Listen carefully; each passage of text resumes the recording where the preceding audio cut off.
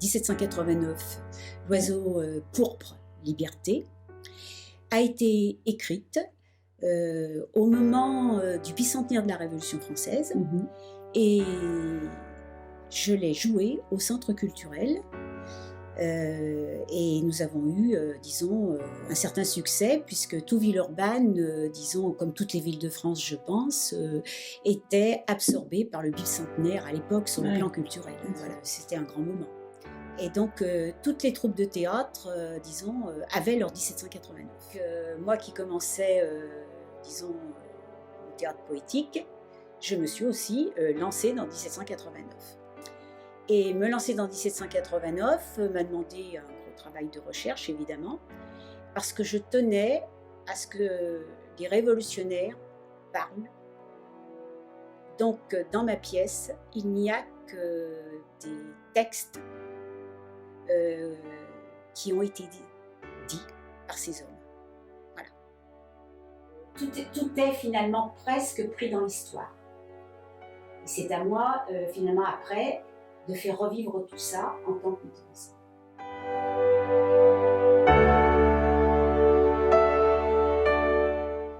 C'est la poésie.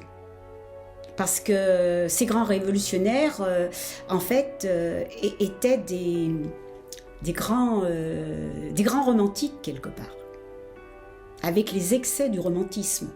Et d'autre part, je pense, l'authenticité, puisque presque tous les textes sont vrais. Je ne peux pas dire autre chose, finalement c'est Danton qui parle, c'est Robespierre qui accuse, c'est Charlotte Corday, j'ai lu finalement son procès. Donc c'est les questions qui lui ont été posées et c'est ses réponses à elle. J'ai rien inventé quelque part, l'invention elle est dans la mise en scène. L'invention, elle est, disons, dans la poésie.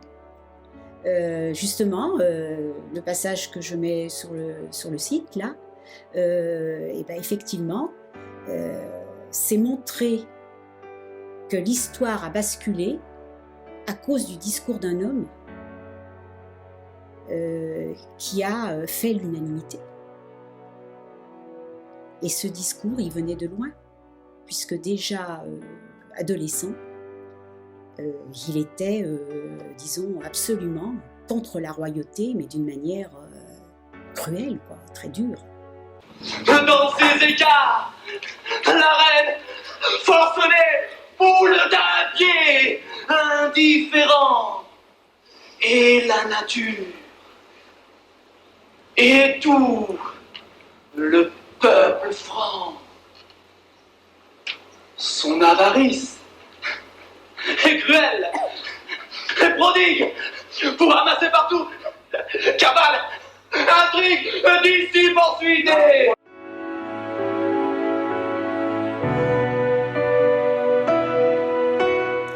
Parce que ce passage, pour moi, est un moment très fort.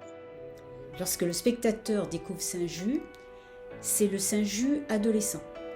C'est le Saint-Just d'avant la Révolution.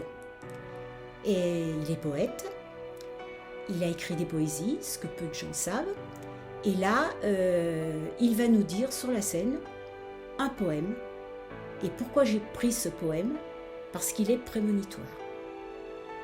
Ce poème, finalement, dit toute la haine que Saint-Just avait pour la royauté à cette époque. Et tout d'un coup, surgit une voix off. Et c'est là l'intérêt, parce que tout le monde sait, je pense, que Saint-Just est celui qui, à la Convention, plus tard, a obtenu la condamnation du roi. D'où un moment très intensif, très intense plutôt, puisque vous avez deux voix de Saint-Just qui se mêlent, mais qui vont vers un but certain. Il est impitoyable, il veut la mort du roi. Et il l'obtiendra. Je dis ici, si le roi est innocent, Et qui l'a fait? c'est le peuple Il est qui est plein de coupable. Et qui l'a fait? Chacun de nous doit être Qui l'a voulu? à la tribune. Le roi!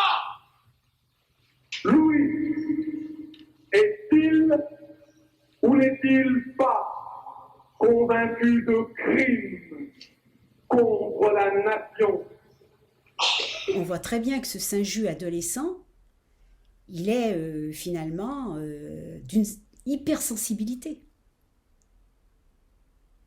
Par contre, ce qui est intéressant, j'y pense, c'est la voix off du Saint-Just plus mature, qui à la convention va condamner le roi.